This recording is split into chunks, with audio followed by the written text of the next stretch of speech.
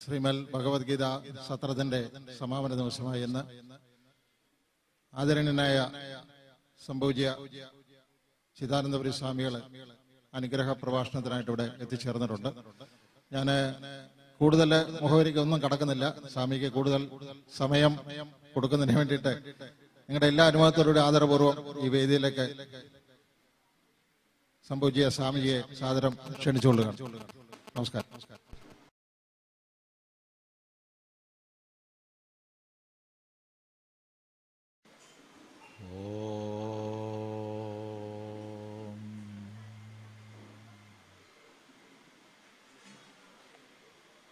ഗുരുർബ്രഹ്മാ ഗുരുർവിഷ്ണു ഗുരുർദേവോ മഹേശ്വരഃ ഗുരുസാക്ഷാത് പരം ബ്രഹ്മ തസ്മൈ ശ്രീ ഗുരവേ നമഃ. ഓം സദാശിവസമാരംഭാം ശങ്കരാചാര്യമധ്യമാം അസ്മദാചാര്യപര്യന്താം വന്ദേ ഗുരുപരമ്പരാം.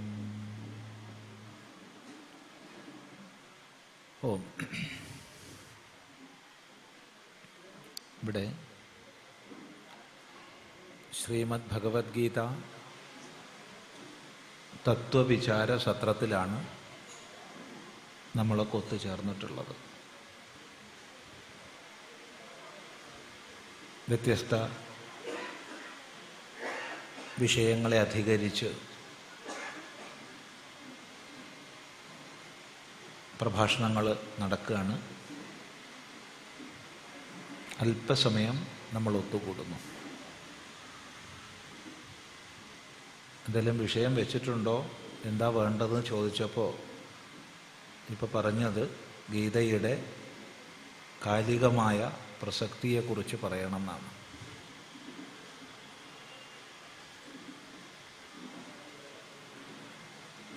ഭഗവത്ഗീത നിത്യപ്രസക്തമായ ഒന്നാണ്. ഗീതയുടെ പ്രസക്തി, പ്രാധാന്യം ഇന്ന ദേശത്ത് ഇന്ന കാലത്തിൽ എന്ന് ഒതുക്കാൻ കഴിയില്ല. എക്കാലം വരെ മനുഷ്യൻ സമൂഹജീവിയായി തുടരുന്നുണ്ടോ, എക്കാലം വരെ തൻ്റെ മുന്നിൽ വരുന്ന സാധ്യതകളിൽ നിന്ന് തിരഞ്ഞെടുക്കാനുള്ള അധികാരം മനുഷ്യന് ശേഷിക്കുന്നുണ്ടോ,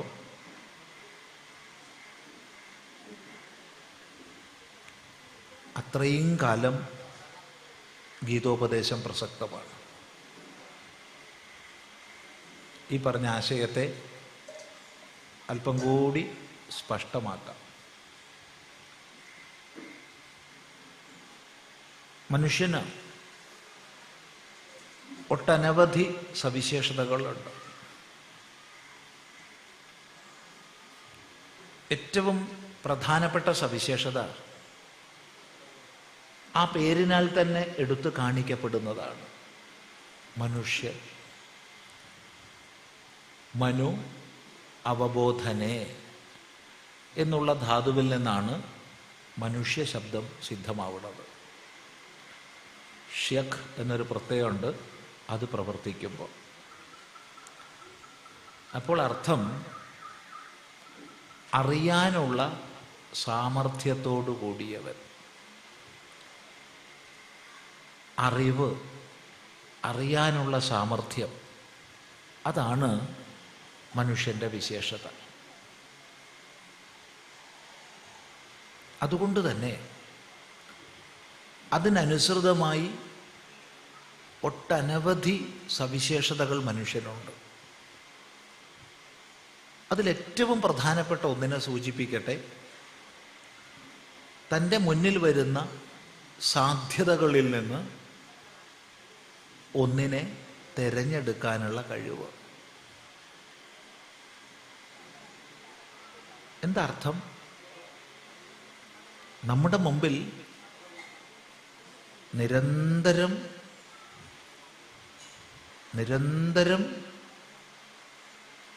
വ്യത്യസ്തങ്ങളായ സാധ്യതകൾ വരികയാണ്. ഈ സാധ്യതകളിൽ നിന്ന് വിവേകം ചെയ്ത് തിരഞ്ഞെടുക്കാനുള്ള അധികാരം. എന്തിനെ തിരഞ്ഞെടുക്കുന്നോ അതിനനുസരിച്ച് നമ്മുടെ ജീവിതഗതി. ഇത് മനുഷ്യൻ്റെ സവിശേഷതയാണ്. പരമപൂജ്യ ദയാനന്ദ സരസ്വതി സ്വാമികൾ പറയുന്നൊരു ദൃഷ്ടാന്തം, ആവർത്തിക്കുന്നൊരു ദൃഷ്ടാന്തം, ഒരു പശുക്കുട്ടി അത് മറ്റൊരു രാജ്യത്തേക്ക് പോവുകയാണ്. ഷിപ്പിൽ ആ പശുക്കുട്ടിയെ കയറ്റി അയക്കാൻ വേണ്ടി, യാത്ര അയക്കാൻ അതിൻ്റെ അമ്മ പശു വന്നിട്ടുണ്ട്. ആ പശു കുട്ടിയോട് പറയേണ്ട ആവശ്യമുണ്ടോ? മോളെ, അല്ലെങ്കിൽ മോനെ, നീ പോകുന്നത് അമേരിക്കയിലേക്കാണ് കേട്ടോ, ശ്രദ്ധിക്കണേ. അവിടെ ചെന്നിട്ട് നമ്മുടെ സംസ്കാരവും ആചാരരീതിയൊന്നും ഉപേക്ഷിക്കരുതേ, നീ മദ്യപാനമൊന്നും ശീലിക്കരുതേ എന്ന് പറയേണ്ട ആവശ്യമില്ല. കാരണം അവിടെ ചെന്നാലും അത് പുല്ല് തന്നെയേ തിന്നോ. അതിനതേ കഴിയൂ. നേരെ മറിച്ച് ഒരു മനുഷ്യ കുട്ടിയെയാണോ പറഞ്ഞയക്കുന്നത്? നിശ്ചയമായും അമ്മ പറയണം, അച്ഛൻ പറയണം. എന്തുകൊണ്ടെന്നാൽ ആ പുല്ല് കഴിക്കണോ ഈ പുല്ല് കഴിക്കണോ എന്ന് തിരഞ്ഞെടുക്കാനുള്ള ഒരു സ്വാഭാവികമായ കഴിവ്, സ്വഭാവസിദ്ധമായ കഴിവ് പശുവിനുണ്ട്, ആടിനുണ്ട്, എല്ലാത്തിനുമുണ്ട്. പക്ഷേ തൻ്റെ മുന്നിൽ വരുന്ന സാധ്യതകളെ വിലയിരുത്തി വിചാരം ചെയ്തോ ഇതിൻ്റെ ഗുണമെന്ത് ദോഷമെന്ത് എന്ന് നിരൂപണം ചെയ്ത് സ്വീകരിക്കുകയോ തള്ളുകയോ ചെയ്യാനുള്ള അധികാരം അത് മനുഷ്യൻ്റെ മാത്രം സവിശേഷതയാണ്. എന്ന് മാത്രമല്ല, നാം എന്തിനെ സ്വീകരിക്കുന്നുവോ അതിനനുസരിച്ചായിരിക്കും നമ്മുടെ ഭാവി. നമ്മുടെ ഇന്നത്തെ അവസ്ഥയ്ക്ക് നമ്മൾ മാത്രമാണ് കാരണക്കാരൻ. അതിന് സ്വാധീന ശക്തിയായിട്ട് മറ്റു പലതും ഉണ്ടാവാം, പലരും ഉണ്ടാവാം. പക്ഷേ എൻ്റെ ഇന്നലെകളിലെ കർമ്മമാണ് ഇന്നത്തെ എന്നെ രൂപപ്പെടുത്തിയിട്ടുള്ളത്. നാളെയിലേക്ക് എന്നെ രൂപപ്പെടുത്തുന്നത് ഒരു സംശയവും ഇല്ല, ഇന്നത്തെ എൻ്റെ കർമ്മങ്ങളാണ്. എന്തിനെ നമ്മൾ തിരഞ്ഞെടുക്കുന്നു അതിനനുസരിച്ചാണ് നമ്മുടെ ഭാവി. ശ്രദ്ധിക്കുക. അപ്പോൾ വ്യത്യസ്ത തലങ്ങളിൽ നിന്ന് സാഹചര്യങ്ങളെ, തൻ്റെ മുന്നിൽ വരുന്ന സാധ്യതകളെ വിലയിരുത്തുക. സ്വീകാര്യമായതിനെ സ്വീകരിക്കുക, ത്യാജ്യമായതിനെ ത്യജിക്കുക. ഈ കഴിവ് മനുഷ്യൻ്റെ സവിശേഷതയാണ്. ഇത് മനുഷ്യനിലുള്ള കാലത്തോളം ഭഗവത്ഗീത പ്രസക്തമാണ്. എന്തുകൊണ്ട്? നോക്കൂ, ഈ യുഗാരംഭത്തിൻ്റെ ഏതാനും വർഷങ്ങൾക്ക് മുമ്പ് ഉപദേശിക്കപ്പെട്ടു ഭഗവത്ഗീത. ഗീത ഉപദേശിക്കപ്പെട്ടിട്ട് 51.5 നൂറ്റാണ്ടാകാൻ പോവുകയാണ്. ആ കാലഘട്ടത്തിൽ ശ്രീകൃഷ്ണൻ എന്ന ഗുരുനാഥൻ അർജുനൻ എന്ന ശിഷ്യന് നൽകിയ ഒരു ഉപദേശം മാത്രമായിരുന്നു ഭഗവത്ഗീത എങ്കിൽ നമുക്ക് ഇന്നതേറെ പ്രസക്തമാകില്ലായിരുന്നു. ഈ കാലഘട്ടത്തിൽ ഏറെ ചിന്തിക്കേണ്ടതില്ലായിരുന്നു. എന്നാൽ ഇന്ന് ലോകത്തിൽ ഏറ്റവും അധികം വ്യാഖ്യാനിക്കപ്പെടുന്ന ഗ്രന്ഥം ഭഗവത്ഗീതയാണ്. ലോകത്തിൽ ഏറ്റവും അധികം ഭാഷാന്തരം ചെയ്യപ്പെട്ട ഗ്രന്ഥം ബൈബിളാണ്. പക്ഷേ ഏറ്റവും അധികം വ്യാഖ്യാനിക്കപ്പെട്ട ഗ്രന്ഥം ഭഗവത്ഗീതയാണ്. പുതിയ പുതിയ വ്യാഖ്യാനങ്ങൾ വന്നുകൊണ്ടിരിക്കുകയാണ് വ്യത്യസ്ത മേഖലകളിൽ. എത്ര വ്യാഖ്യാനിച്ചാലും തീരാത്തത്ര അതിലിനിയും വ്യാഖ്യാനങ്ങളായിരിക്കുന്ന തലങ്ങൾ നിലനിൽക്കുകയാണ്. ഏറ്റവും ആധുനികങ്ങളായ പഠന സങ്കേതങ്ങളിലും സമ്പ്രദായങ്ങളിലും സ്ഥാപനങ്ങളിലും വ്യത്യസ്ത മേഖലകളിൽ ഗീത പാഠ്യവിഷയമായി കൊണ്ടിരിക്കുകയാണ്. അതെ, യൂണിവേഴ്സിറ്റി തലങ്ങളിലും ഹയർ സ്കൂൾ തലങ്ങളിലും ഒക്കെ തന്നെ വ്യത്യസ്ത രാജ്യങ്ങളിൽ പ്രാധാന്യേന ഗീത ശ്രദ്ധിക്കപ്പെട്ടുകൊണ്ടിരിക്കുന്ന ഒരു കാലഘട്ടത്തിലാണ് നമ്മൾ ജീവിക്കുന്നത്. എന്തിനാ ഇത് പറയുന്നതെന്ന് ചോദിച്ചാൽ, ഇത് കേവലം അർജുനന് നൽകപ്പെട്ട ഉപദേശമല്ല, മറിച്ച് അർജുനനെ കേവലം ഒരു നിമിത്തം മാത്രമാക്കി എല്ലാ ലോകത്തിനും എല്ലാ കാലഘട്ടങ്ങളിലേക്കും വേണ്ടി നൽകപ്പെട്ട ഉപദേശമാണ്. അതുകൊണ്ടാണ് ഗീത നിത്യ പ്രസക്തമാണെന്ന് പറഞ്ഞത്. അതിൻ്റെ പ്രസക്തിയെ ഏതെങ്കിലും ഒരു കാലഘട്ടത്തിലേക്കോ ഏതെങ്കിലും ഒരു ദേശവിശേഷത്തിലേക്കോ ഒതുക്കി പറയാൻ അസാധ്യമാണ്. സംശയമില്ല. എങ്കിലും ഇത് ഗീതയുടെ പ്രസക്തിയെ ചിന്തിക്കുമ്പോൾ സൂചിപ്പിക്കേണ്ടുന്ന വിഷയമാണ്. തിരഞ്ഞെടുക്കാനുള്ള മനുഷ്യൻ്റെ കഴിവ്, അതിനെ വേണ്ടതുപോലെ വിനിയോഗിക്കാനുള്ള സാമർഥ്യം നമുക്ക് ഗീത നൽകുന്നു. തിരഞ്ഞെടുക്കാനുള്ള സാമർഥ്യം നമുക്കുണ്ടാവണം. എങ്കിൽ മാത്രമേ നമ്മുടെ ജീവിതം മുന്നോട്ട് പോകൂ. എന്തുകൊണ്ടെന്നാൽ ആത്മൈവ ഹ്യാത്മനോ ബന്ധു ആത്മൈവ രിപുരാത്മന. തൻ്റെ ബന്ധുവും താൻ തന്നെയാണ്, തൻ്റെ ശത്രുവും താൻ തന്നെയാണ്. അതുകൊണ്ട് ഭഗവാൻ നമ്മളോട് പറയും, ഉദ്ധരേദാത്മനാത്മാനം. ആത്മന ആത്മാനം ഉദ്ധരേത്.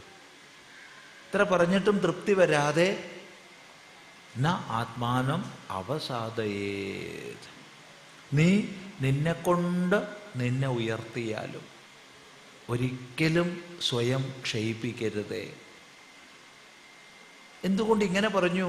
വേണമെങ്കിൽ നമുക്ക് ക്ഷയിപ്പിക്കാം, വേണമെങ്കിൽ നമുക്ക് ഉയർത്താം, നമുക്ക് സ്വാധീനമാണത്. അതെ, ഈ ക്ഷയിപ്പിക്കലും ഉയർത്തലും നിസ്സംശയം നമുക്ക് പറയാം ജീവിതത്തിൽ നമ്മുടെ മുമ്പിൽ വരുന്ന സാധ്യതകളിൽ നിന്ന് ഏതിനെ സ്വീകരിക്കുന്നു എന്നുള്ളതിൻ്റെ അടിസ്ഥാനത്തിലാണ്. അതിനുള്ള സ്വാതന്ത്ര്യവും നമുക്കുണ്ട്. പിന്നെ ഇനി എന്തേ വേണ്ടു?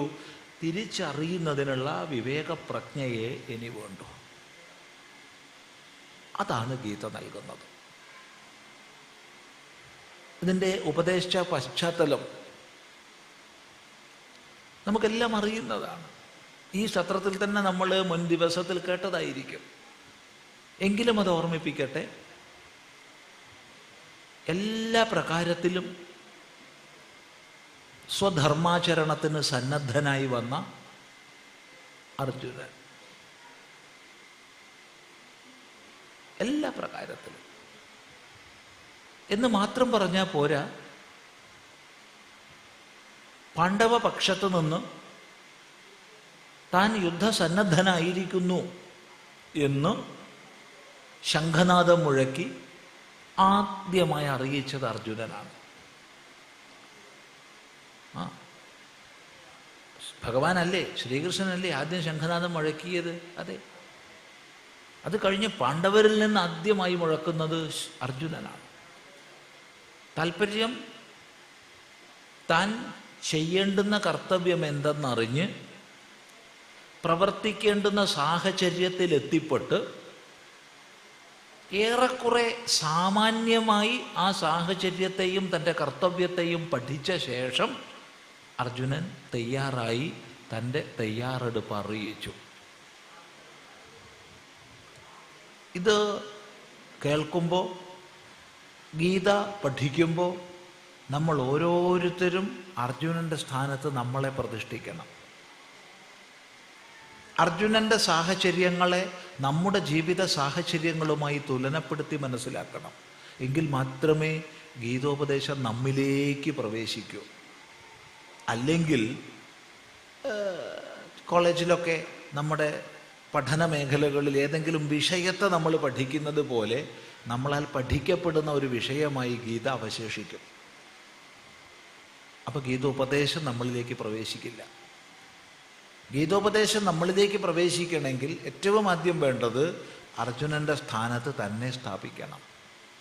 അർജുനൻ്റെ ജീവിത സാഹചര്യങ്ങളെ, അല്ലെങ്കിൽ എന്ത് പ്രതിസന്ധിയെ, എന്ത് പ്രശ്നത്തെ അർജുനൻ അഭിമുഖീകരിച്ചുവോ അതിനോട് ചേർത്ത് തൻ്റെ സാഹചര്യത്തെ തുലനപ്പെടുത്തണം. ആ ദൃഷ്ടിയിൽ ഒന്ന് നോക്കൂ. എല്ലാ പ്രകാരത്തിലും സ്വകർത്തവ്യ ആചരണത്തിന് സന്നദ്ധനായിരുന്നു അർജുനൻ എന്ന് മാത്രം പറഞ്ഞാൽ പോരാ. പാണ്ഡവ സൈന്യത്തിലേക്ക് ഏറ്റവും അധികം സേനാവിഭാഗങ്ങളെ ക്ഷണിച്ച് ആകർഷിച്ച് കൊണ്ടുവന്നത് അർജുനനാണ്. എന്തിനേറെ, സാക്ഷാൽ ഭഗവാനെ പോലും ക്ഷണിച്ചു കൊണ്ടുവന്നത് അർജുനനാണ്. ആ അർജുനൻ ഇരു സൈന്യങ്ങളെയും ഞാൻ ശരിക്കൊന്ന് കാണട്ടെ, ആരോടൊക്കെ കൂടെയാണ് യുദ്ധം ചെയ്യേണ്ടതെന്ന് ഞാനൊന്ന് നോക്കട്ടെ, ഞാൻ ശരിക്ക് കാണുന്നത് വരെ എൻ്റെ രഥത്തെ ഇരു സൈന്യങ്ങളുടെയും മധ്യത്തിൽ കൊണ്ടുപോയി നിർത്തൂ എന്ന് ഭഗവാനോട് ആവശ്യപ്പെട്ടു. അത് വളരെ നല്ല ഒരാവശ്യമാണ്. കാരണം പൊതുവെ നമ്മൾ ഏത് പ്രശ്നത്തെ അപഗ്രഥിക്കുമ്പോഴും ഒരു പക്ഷം ചേർന്നാണ് അപഗ്രഥിക്കാറ്. ഏത് പ്രശ്നത്തെ അപഗ്രഥിക്കുമ്പോഴും പൊതുവെ നമ്മുടെ ഭാഗത്തിന് നിന്നുകൊണ്ടാണ് നമ്മൾ വിലയിരുത്തുക. നമ്മളെ ഭാഗത്ത് നിന്നുകൊണ്ട് വിലയിരുത്തുമ്പോൾ പലപ്പോഴും ശരിതെറ്റുകളെ യഥാവത് മനസ്സിലാക്കുന്നതിൽ നമ്മൾ പരാജയപ്പെടും. അതുകൊണ്ട് തന്നെ ഒരു പ്രശ്നത്തെ അപഗ്രഥിക്കുമ്പോൾ എപ്പോഴും മധ്യത്തിൽ നിന്ന് അപഗ്രഥിക്കാനുള്ള ഒരു പാടവം, ഒരു ഭാവം നമുക്കുണ്ടായിരിക്കണം. അത് അർജുനനുണ്ട്. ആ നിലയ്ക്ക് അർജുനൻ ഉത്കൃഷ്ടതയാണ് ഇവിടെ കാണിക്കുന്നത്. മധ്യത്തിൽ നിന്ന് അപഗ്രഥിക്കാനുള്ള മനോഭാവം ഇപ്പോഴും അർജുനന് നഷ്ടപ്പെട്ടിട്ടില്ല. 64 കിലോമീറ്ററിലേറെ നീളവും അത്ര തന്നെ വീതിയുമുള്ള വലിയ യുദ്ധഭൂമിയാണ് കുരുക്ഷേത്ര യുദ്ധഭൂമി. എവിടെ വേണമെങ്കിൽ ഭഗവാന് കൊണ്ടുപോയി നിർത്താമായിരുന്നു രഥത്തെ. നടുക്ക് നിർത്താനേ അർജുനൻ ആവശ്യപ്പെട്ടിട്ടുള്ളൂ. എന്നാൽ ഭഗവാൻ എവിടെയാണ് കൊണ്ടുപോയി നിർത്തുന്നത്? ആരെയൊക്കെ കണ്ടാൽ അർജുനനുള്ളിൽ ശോകമോഹങ്ങളുടെ വേലിയേറ്റമുണ്ടാകുമോ?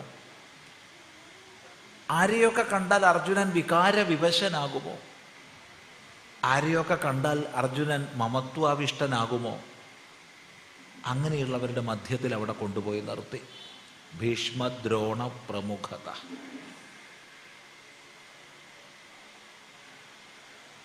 എന്നിട്ട് താൻ വിചാരിച്ചത് നടന്നില്ലെങ്കിലോ എന്ന് ഭയപ്പെട്ടിട്ടാണോ ഭഗവാൻ അർജുനനോട് പറഞ്ഞു, ഹേ അർജുന, നിന്റെ ബന്ധുജനങ്ങളെ കണ്ടോളൂ എന്ന്. പാർത്ഥ പശ്യ ഏതാൻ സമവേതാൻ കുരൂൻ. നിന്റെ വംശക്കാരെ കണ്ടോളൂ. എല്ലാം നിന്റെ വംശക്കാരാ, നിന്റെ കുടുംബക്കാരാ. കുടുംബക്കാരെ കാണാനാണോ അർജുനൻ ആഗ്രഹിച്ചത്? അല്ല. അർജുനൻ ആഗ്രഹിച്ചത് ആരോടൊക്കെ കൂടെ യുദ്ധം ചെയ്യണമോ അവരെ കാണട്ടെ എന്നായിരുന്നു. ഭഗവാൻ പറഞ്ഞത് ഇതെല്ലാം നിന്റെ ബന്ധുക്കൾ, അവരെ കണ്ടോളൂ എന്നാണ്. ഒരു വ്യക്തിയുടെ ഉള്ളിൻ്റെ ഉള്ളിൽ ഒളിഞ്ഞും മറഞ്ഞും കിടക്കുന്ന മമത്വഭാവങ്ങളെപ്പോലും പുറത്തു കൊണ്ടുവരികയും അതിൻ്റെ സ്വാഭാവിക പ്രതികരണങ്ങളെ നിരീക്ഷിക്കുകയും അവയാൽ ബാധിക്കപ്പെട്ട് അവൻ തെരഞ്ഞെടുപ്പിൽ പരാജയപ്പെടുന്നുവോ എന്ന് നിരീക്ഷിക്കുകയുമാണ് ഭഗവാന്റെ ഉദ്ദേശം. കാരണം നമ്മളിൽ ആർക്കായാലും ഏതെങ്കിലും പ്രകാരത്തിൽപ്പെട്ട മമത്വഭാവനയ്ക്ക് അടിമപ്പെട്ടാൽ വ്യക്തിബാഹ്യമായി ഒരു സാഹചര്യത്തെ വിലയിരുത്തുന്നതിൽ നമ്മൾ പരാജയപ്പെടും.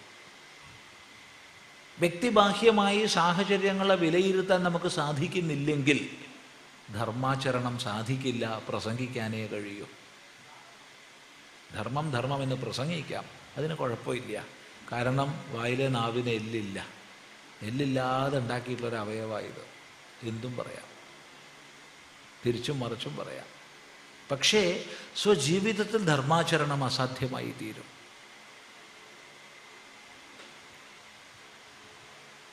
ഏതായാലും ഭഗവാന്റെ ഉദ്ദേശം 100% ഫലിച്ചു. ഇവരെല്ലാം എൻ്റെ ബന്ധുക്കളാണല്ലോ, ഞാൻ ഇവരുടെ ബന്ധുവാണല്ലോ എന്നുള്ള മമത്വ ബുദ്ധി അർജുനനിലേക്ക് കുടിയേറുകയും അതിൻ്റെ സ്വാഭാവിക പരിണാമമായി അർജുനനിലെ ധർമ്മബോധം വികലമായി തീരുകയും ചെയ്തു. ഏത് കർത്തവ്യം ചെയ്യാൻ സർവഥാ സന്നദ്ധനായോ അതിൽ നിന്ന് അർജുനൻ പിന്തിരിഞ്ഞു. പിന്തിരിഞ്ഞെന്നുള്ളതല്ല വിഷയം.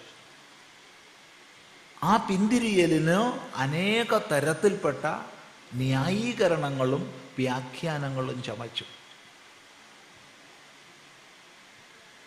സ്നേഹത്തിൻ്റെയും ത്യാഗത്തിൻ്റെയും ഒരു ചെറിയ അളവോളം അഹിംസയുടെയും ഒക്കെ മുഖംമൂടികളെ എടുത്ത് ധരിച്ചു. ആരുടെ മുമ്പിൽ?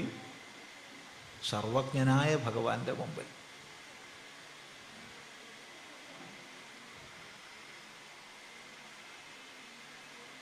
ധർമ്മശാസ്ത്രങ്ങളെ ഉദ്ധരിച്ചുകൊണ്ട് നമ്മൾ ഒരുങ്ങി പുറപ്പെട്ടത് മഹാപാപം ചെയ്യാനാണല്ലോ എന്ന് വരെ അർജുനൻ പറയുന്നുണ്ട്.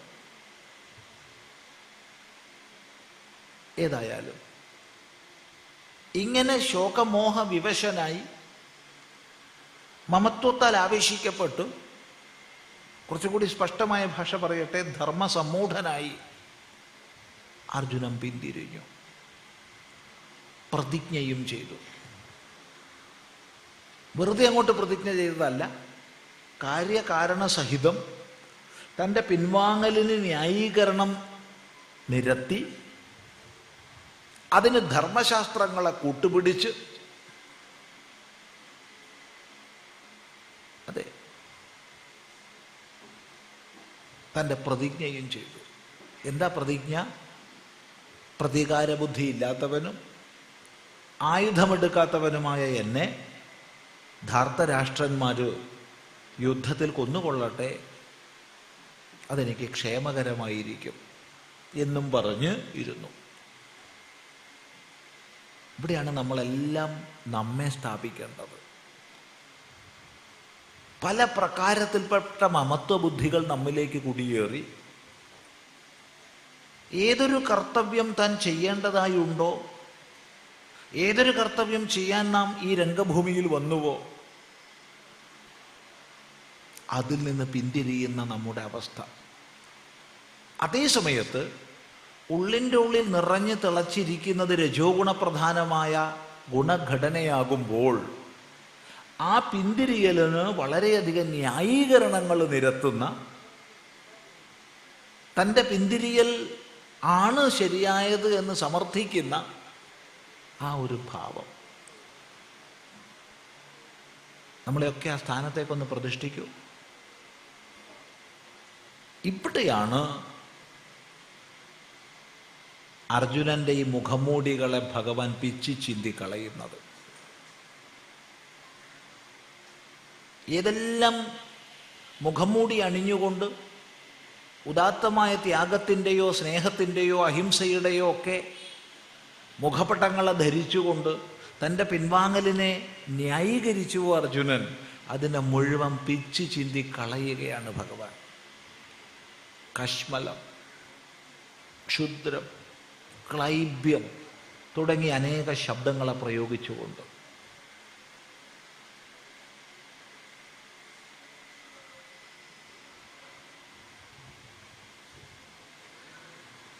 ശ്രദ്ധിക്കുക.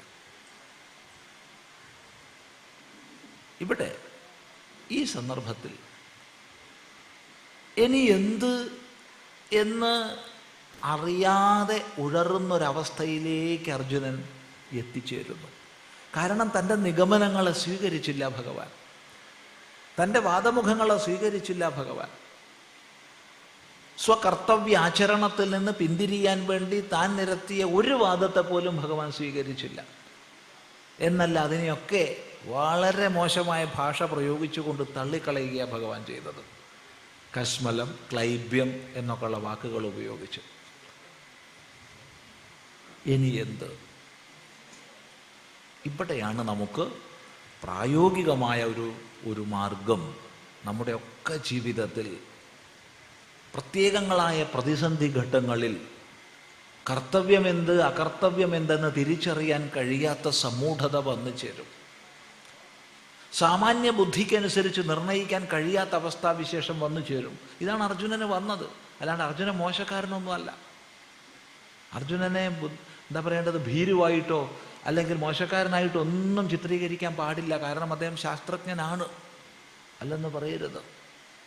പക്ഷേ രണ്ട് ധർമ്മശാസ്ത്രങ്ങൾ, രണ്ട് നിർദ്ദേശങ്ങൾ വ്യത്യസ്ത ദിശകളിൽ പ്രവർത്തിക്കുമ്പോൾ, ഉദാഹരണത്തിന് ഒരു ഭാഗത്ത് പറയുന്നു ആതതായികളായവരെ കാണുന്നിടത്ത് വെച്ച് കൊല്ലണം എന്ന്, മറ്റൊരു ഭാഗത്ത് പറയുന്നു ബന്ധുക്കളെ കൊല്ലുന്നവനാണ് മഹാപാപി എന്ന് പറയുന്നു.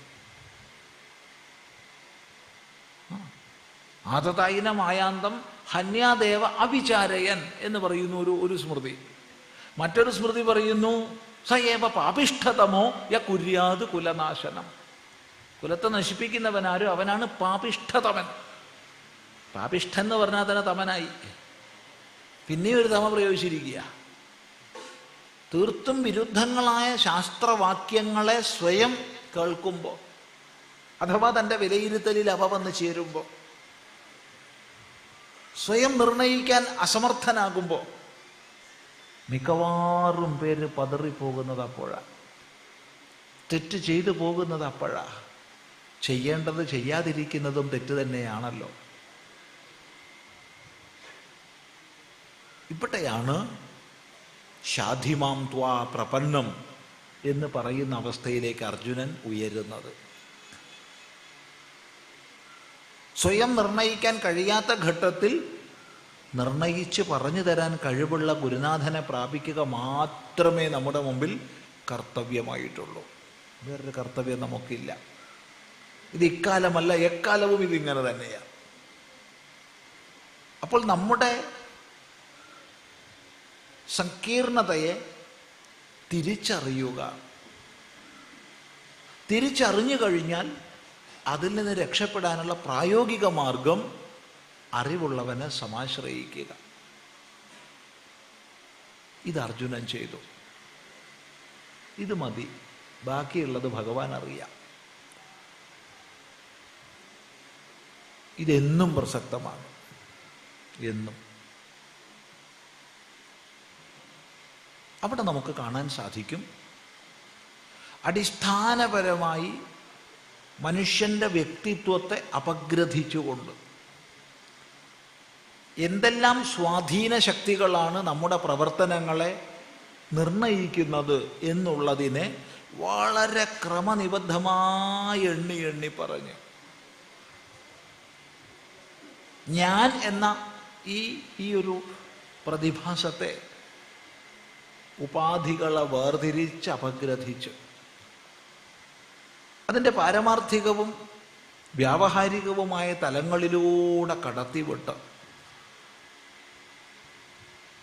സ്വന്തം കർത്തവ്യത്തെ ചെയ്യിപ്പിക്കുന്ന അവസ്ഥയിലേക്ക് ഉയർത്തുകയാണ്.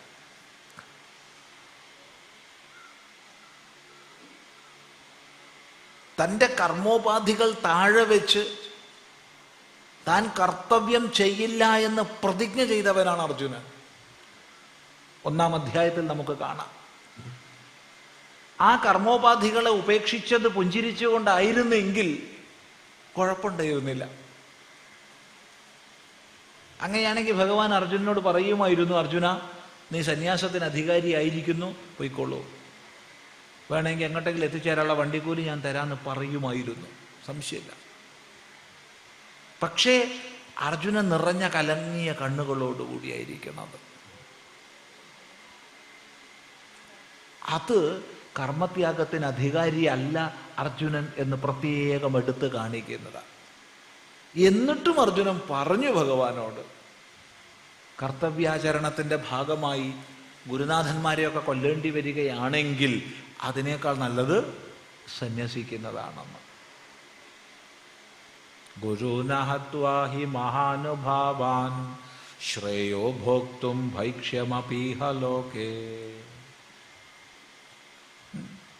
ഭൈക്ഷ്യം, സന്യാസം. ഇപ്പൊ ഗുരുനാഥന്മാരെയൊക്കെ കൊല്ലേണ്ടി വരികയാണെങ്കിൽ അതിൽ നിന്നൊക്കെ ഒഴിഞ്ഞു മാറി സന്യസിക്കണതാണ് നല്ലത് എന്ന് അർജുനൻ പറഞ്ഞിട്ടുണ്ട്. അല്ല, വേറൊന്നിന് കൊള്ളാത്തതിനുള്ള പരിപാടിയാണോ സന്യാസം?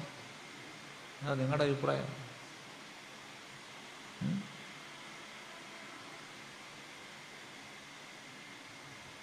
ചിന്തിക്കുക. വേറൊന്നിനും കൊള്ളാത്തതിനുള്ള പരിപാടിയാണോ സന്യാസം? അങ്ങനെ തെറ്റിദ്ധാരണ നമുക്ക് വയ്യ. ഏതായാലും അർജുനൻ പറഞ്ഞു, എന്നെ അതിനൊന്നും വയ്യ, അതിനൊക്കെ നല്ല പോയി സന്യസിക്കണതാ. ഭഗവാൻ ഉള്ളുകൊണ്ട് ചിരിച്ചിട്ടുണ്ടാവും. കാരണം അർജുനൻ സന്യാസത്തിന് അധികാരി അല്ല. അതുകൊണ്ട് തന്നെ എന്താ അർജുനൻ സന്യാസത്തിന് അധികാരി ആയിക്കൂടെ? ആവാം. ക്ഷത്രിയൻ എന്താ സന്യസിച്ചുകൂടെ? തീർച്ചയായിട്ടും സന്യസിക്കാം. പക്ഷെ ഇപ്പം അർജുനൻ സന്യാസത്തിന് അധികാരി അല്ല. ഇത് മറ്റാരെക്കാളും ഭഗവാൻ അറിയാം. അങ്ങനെ പറയാൻ പറ്റുമോ? പറയാം. അഥവാ അധികാരി ആയിരുന്നെങ്കിൽ ഭഗവാന്റെ ഗീതോപദേശം മുഴുവൻ കേട്ട ശേഷം അർജുനൻ സന്യസിക്കാൻ പോണ്ടതായിരുന്നു. പോയില്ല. അമ്പും വില്ലും എടുത്ത് യുദ്ധം ചെയ്യാനാ പുറപ്പെട്ടത്. കരിഷ്യേ വചനം തവ, കരിഷ്യേ വചനം തവ എന്ന് തന്നെയാ പറഞ്ഞത്.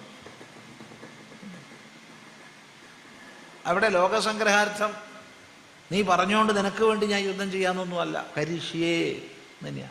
ആത്മനേപദ പ്രയോഗ, പരസ്മേപദ പ്രയോഗമല്ല. അത് ശ്രദ്ധിക്കുക.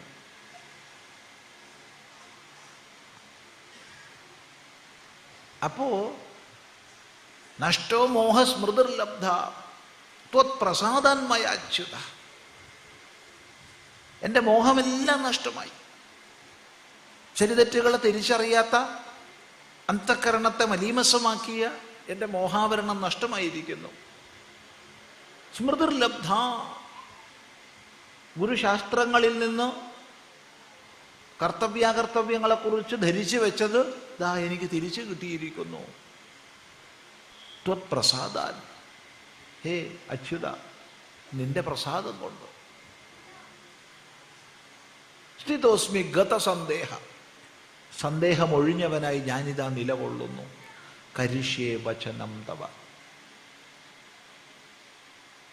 നീ പറഞ്ഞത് ഞാനിതാ ചെയ്യാൻ തയ്യാറായിരിക്കുന്നു. എന്താ ഭഗവാൻ പറഞ്ഞേ? സ്വകർത്തവ്യം ചെയ്യാൻ. കർത്തവ്യം ചെയ്യാൻ മാത്രമാണോ ഭഗവാൻ പറഞ്ഞേ? അല്ല. കർത്തവ്യം ചെയ്യാൻ മാത്രമാണ് ഭഗവത് ഉപദേശമെങ്കിൽ ഗീതയ്ക്ക് അത്ര വലിയ പ്രസക്തിയോ പ്രാധാന്യമോ ഉണ്ടെന്ന് പറയാൻ പറ്റില്ല. കാരണം ധർമ്മശാസ്ത്രങ്ങൾ അഖിലവും കർത്തവ്യം ആചരിക്കാൻ പറയുന്നുണ്ട് നമ്മളോട്. എന്നാൽ കർത്തവ്യം എങ്ങനെ ആചരിക്കണം എന്നുള്ളതാണ് ഇവിടുത്തെ വിശേഷ ഉപദേശം. എങ്ങനെ കർത്തവ്യം ആചരിക്കണം? കർമാചരണത്തിൽ മാത്രമേ നമുക്ക് അധികാരമുള്ളൂ. ഫലത്തിൽ നമുക്ക് അധികാരമില്ല. അതെ, ഇവിടെ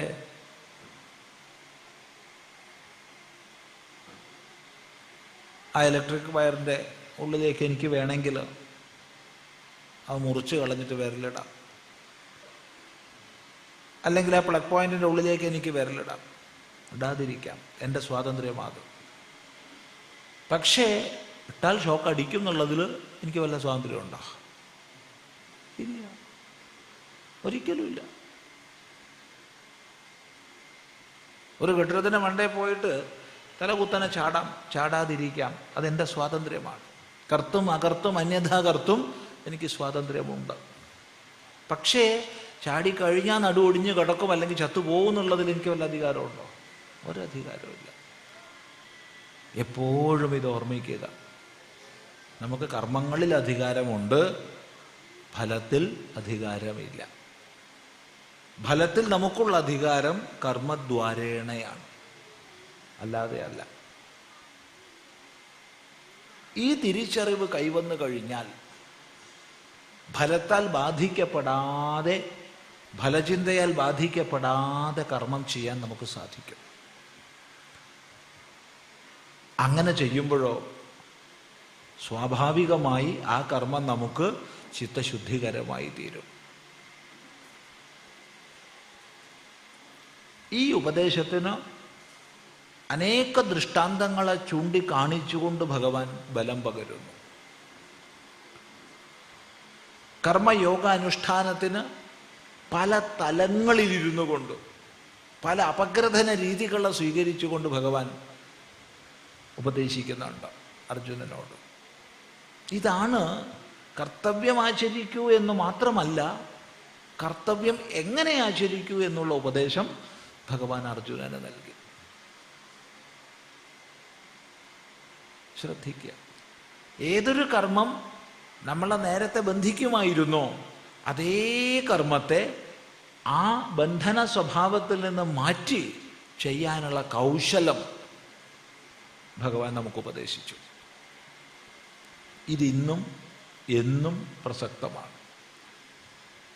അപ്പോൾ തൻ്റെ മുന്നിൽ വരുന്ന സാഹചര്യങ്ങളിൽ എന്തിനെ തെരഞ്ഞെടുക്കണമെന്ന് അറിയാൻ കഴിയാതെ ഉഴറുന്ന സമയത്ത് അപഗ്രഥനം ചെയ്ത് ഇതാണ് കർത്തവ്യം എന്ന് നമ്മെ കൊണ്ട് തിരിച്ചറിയിപ്പിക്കുന്നു ഭഗവത്ഗീത. ആ കർത്തവ്യാചരണത്തെ തീർത്തും ബന്ധമറ്റ്, ബന്ധമൊഴിഞ്ഞ് ചെയ്യാൻ നമ്മളെ പഠിപ്പിക്കുന്നു. ഇത് കേവലം അർജുനനെ അല്ല, നമ്മളെയൊക്കെയാണ്. കാരണം ഗീത ഉപദേശിക്കപ്പെട്ടത് അർജുനനല്ല. അർജുനം നിമിത്തീകൃത്യ സർവലോകോപകാരാർത്ഥം ആഹ ഭഗവാൻ വാസുദേവ എന്ന് ഭഗവാൻ ഭാഷ്യകാരൻ പറയുന്നത് ശ്രദ്ധിക്കുക. അർജുനൻ അവിടെ ഒരു നിമിത്തം മാത്രമാണ്. ഗീത നമുക്ക് ഓരോരുത്തർക്കുമാണ് ഉപദേശിക്കപ്പെട്ടിട്ടുള്ളത്. അതുകൊണ്ട് നമ്മുടെ ജീവിതത്തിൽ നിരവധി പ്രതിസന്ധികൾ വരണം. ഇല്ലെങ്കിൽ ജീവിതത്തിന് എന്ത് സുഖമുള്ളത്? പ്രശ്നങ്ങളും പ്രതിസന്ധികളും ഇല്ലാച്ച എന്ത് ജീവിത? അവയെ അഭിമുഖീകരിക്കുന്നിടത്താണ് കാര്യം. അവിടെ വ്യക്തിബാഹ്യമായി പ്രശ്നത്തെ വിലയിരുത്താനും, വിലയിരുത്തുന്ന സമയത്ത് നമുക്കുണ്ടാവുന്ന വീഴ്ചകളെ യഥാസമയം തിരുത്താനും, ഏത് സ്വീകരിക്കണം ഏത് തള്ളണം എന്നുള്ളതിനെ അപഗ്രഥിച്ച് ശാസ്ത്രീയമായി അറിയാനും, അങ്ങനെ കർത്തവ്യമെന്നറിഞ്ഞതിനെ കുശലതയോടുകൂടി ചെയ്യാനും. എന്താ കുശലത? കുശലതയുടെ പേരാണ് യോഗമെന്ന്. അതായത് ചെയ്യാനുള്ളത് ചെയ്യുകയും അതിൻ്റെ ഫലത്താൽ ബാധിക്കപ്പെടാതിരിക്കുകയും ചെയ്യുന്ന കൗശലം, അതിന് പറയുന്ന പേരാണ് യോഗം. യോഗം എന്നൊക്കെ പറഞ്ഞാൽ ഇന്ന് എന്തൊക്കെയോ ഭാവനകൾ നമ്മളിൽ ഉറച്ചു പോയിട്ടുണ്ട്, അങ്ങോട്ടൊന്നും കടക്കുന്നില്ല.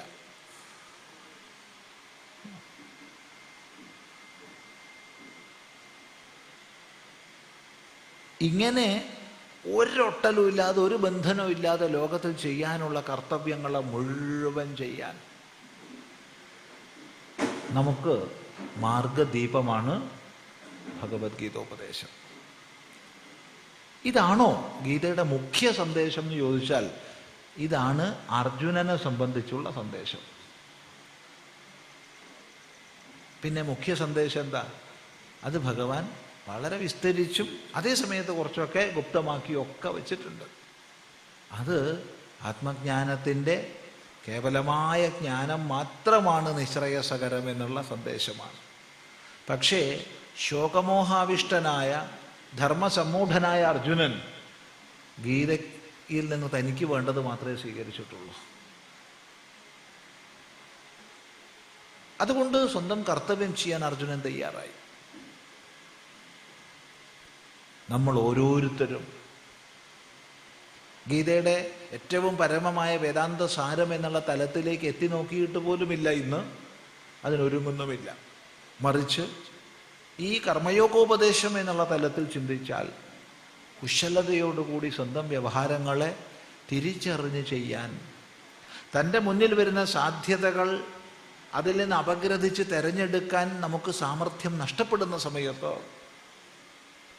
എങ്ങനെ വേണം മുന്നേറേണ്ടത് എന്ന് നമ്മെ പഠിപ്പിക്കുന്ന ഈ ശാസ്ത്രം ശ്രദ്ധിക്കുക. നമ്മളൊക്കെ ക്ഷേമരാഷ്ട്രത്തെക്കുറിച്ച്, ക്ഷേമയുക്തമായ സമൂഹത്തെക്കുറിച്ച് പല പ്രകാരം പറയാറും ചർച്ച ചെയ്യാറൊക്കെ ഉണ്ട്. നമ്മുടെ രാഷ്ട്രം ക്ഷേമരാഷ്ട്രമാവണമെന്ന് നമ്മൾ സങ്കല്പിക്കാറുണ്ട്. ഓരോ വ്യക്തിയും ക്ഷേമമുള്ളവനാകണമെന്ന് നമ്മൾ സങ്കല്പിക്കാറുണ്ട്. നമ്മുടെ സമൂഹം, നമ്മുടെ സമാജം ക്ഷേമയുക്തമാകണമെന്ന് നമ്മൾ സങ്കല്പിക്കാറുണ്ട്. എന്നാൽ എങ്ങനെയാണ് നമുക്ക് ഈ ക്ഷേമത്തെ നേടാൻ കഴിയുക?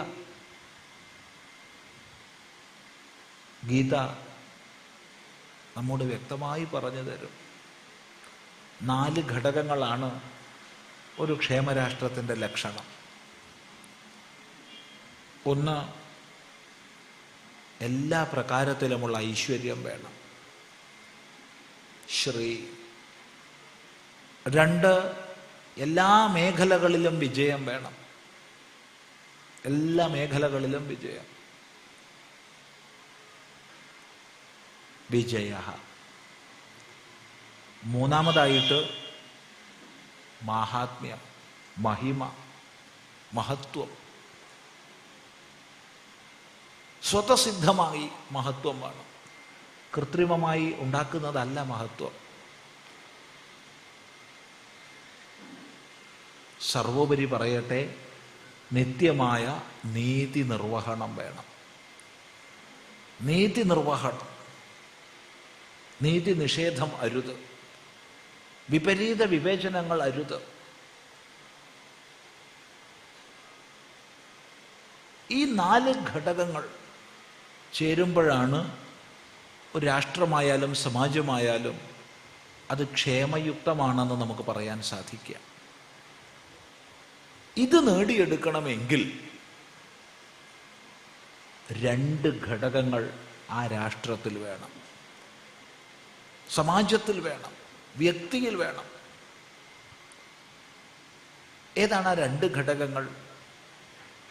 അതാണ് യോഗേശ്വരനായ കൃഷ്ണനും ധനുർധരനായ പാർത്ഥനും.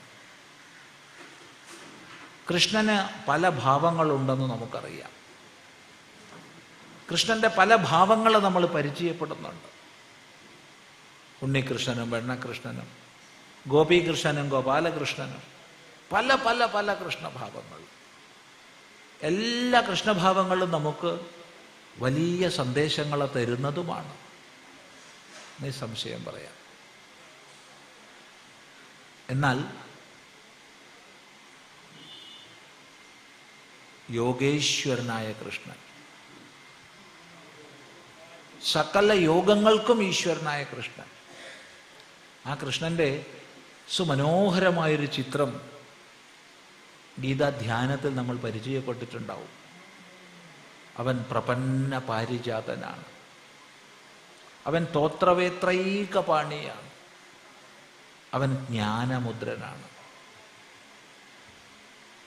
ഭക്തിയുടെ, കർമ്മത്തിൻ്റെ, ജ്ഞാനത്തിൻ്റെ മൂർത്തിഭാവം. ഈ സമസ്ത യോഗങ്ങളുടെയും അധീശ്വരനായ യോഗേശ്വരനായ കൃഷ്ണൻ, അവൻ അറിവിൻ്റെ, വേദത്തിൻ്റെ, ബ്രഹ്മതേജസ്സിൻ്റെ പ്രതീകമാണ്. ഇത് മാത്രം ഉണ്ടായതുകൊണ്ട് ക്ഷേമരാഷ്ട്രം കെട്ടിപ്പടുക്കപ്പെടില്ല. ഈ കൃഷ്ണന് ഭാരതത്തിൽ ഒരിക്കലും ന്യൂനത ഉണ്ടായിട്ടുമില്ല. എന്നിട്ടും നമ്മൾ നൂറ്റാണ്ടുകൾ അടിമകളായി. ഇന്നും അടിമത്തത്തിൻ്റെ തിരുശേഷിപ്പുമായി നമ്മൾ കഴിയുകയാണ്.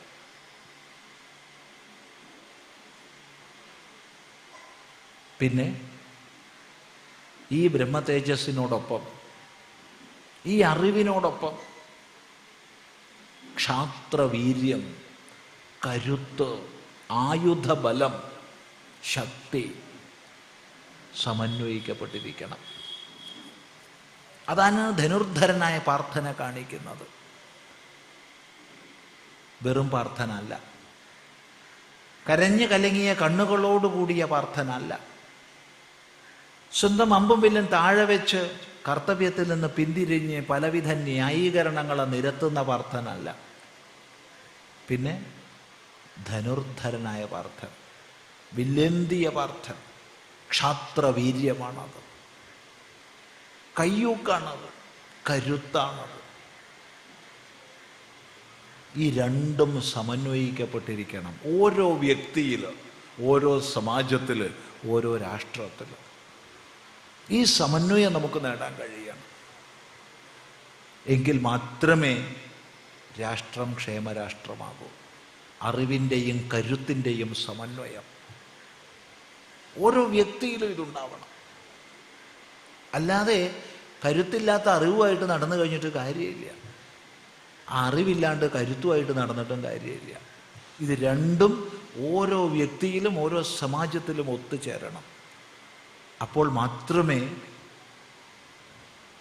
ആ സമൂഹം, ആ രാഷ്ട്രം നേരത്തെ പറഞ്ഞ ശ്രീ, വിജയ, ഭൂതി, ധ്രുവ, നീതി എന്നീ 4 ഘടകങ്ങളുള്ള ഒരു ക്ഷേമ സമൂഹമായി മാറും. ശ്രദ്ധിക്കുക, ഇത് ഗീതയുടെ പരമ സന്ദേശമാണ്. കാരണം ഗീത മുഴുവൻ കേട്ട അർജുനൻ തൻ്റെ കർത്തവ്യാചരണത്തിന് തയ്യാറായി. എന്നാൽ അർജുനൻ കേട്ടതിനേക്കാൾ നന്നായി ഗീത കേട്ടത് മറ്റൊരാളാണ്. കാരണം അർജുനൻ ശോകമോഹഗ്രസ്തനായിരുന്നു. അർജുനൻ ധർമ്മസമൂഢചിത്തനായിരുന്നു. അതുകൊണ്ട് തന്നെ ഭഗവത് ഉപദേശം പൂർണ്ണമായി ഉൾക്കൊള്ളാനൊന്നും അർജുനന് കഴിഞ്ഞിട്ടില്ല, ഒട്ട് കഴിയുകയില്ല. നമ്മൾ തന്നെ എന്തെങ്കിലും മനസ്സിൽ തിളച്ചുകൊണ്ടിരിക്കുമ്പോൾ അതൊക്കെ കേട്ടാൽ അതിൻ്റെ ഏകദേശം ചിലതൊക്കെ മനസ്സിലാക്കുള്ളൂ, പൂർണ്ണമായിട്ട് മനസ്സിലാക്കില്ല. എന്നാൽ ഋഷിതുല്യ പ്രഭാവനായ സത്യധർമ്മങ്ങളിൽ ഉറച്ച സഞ്ജയൻ പൂർണ്ണമായി കേട്ടു. അതുകൊണ്ട് തന്നെ സഞ്ജയൻ തൻ്റെ അഭിപ്രായത്തെ രേഖപ്പെടുത്തുമ്പോൾ അത് ഗീതയുടെ അഭിപ്രായമാണ്. ഗീത സ്വതന്ത്ര ഗ്രന്ഥമല്ല, അത് ഉപനിഷത്ത് സാരമാണ്, അത് ഉപനിഷത്തിൻ്റെ അഭിപ്രായമാണ്. ഉപനിഷത്ത് വേദത്തിൻ്റെ താല്പര്യ നിർണയമാണ്, അതുകൊണ്ടത് വേദത്തിൻ്റെ അഭിപ്രായമാണ്. അതുകൊണ്ട് ഈ അഭിപ്രായത്തെ നമ്മൾ ഓരോരുത്തരും മാനിക്കുക. എവിടെ അറിവും കരുത്തും ഒത്തുചേരുന്നുണ്ടോ അവിടെ മാത്രമേ ക്ഷേമം പുലരൂ. അറിവും വേണം, കരുത്തും വേണം, ശാന്തിയും വേണം, ശക്തിയും വേണം. ശാന്തി മന്ത്രങ്ങൾ ഉപദേശിച്ച ആചാര്യന്മാർ ഈ ലോകത്തിലുള്ള സകല ജീവരാശിക്കും ശാന്തി വരട്ടെ, നക്ഷത്രങ്ങളിലുള്ളവരെ നിങ്ങൾക്ക് ശാന്തി വരട്ടെ എന്നും പറഞ്ഞങ്ങ് പോയവരല്ല. അതോടൊപ്പം ഉഗ്രങ്ങളായ ആയുധങ്ങളെ നിർമ്മിക്കാൻ ധനുർവേദവും അവർ തന്നെയാണ് നമുക്ക് ഉപദേശിച്ചു തന്നത്. ഓർമ്മിക്കുക, അറിവും കരുത്തും ഒത്തുചേർന്ന വ്യക്തിത്വങ്ങൾ. അതെ, അത്തരം വ്യക്തികളായി നമുക്ക് ഓരോരുത്തർക്കും തീരാൻ സാധിക്കണം. ദൗർബല്യം കൊണ്ട് എങ്ങും എത്തിച്ചേരാൻ കഴിയില്ല.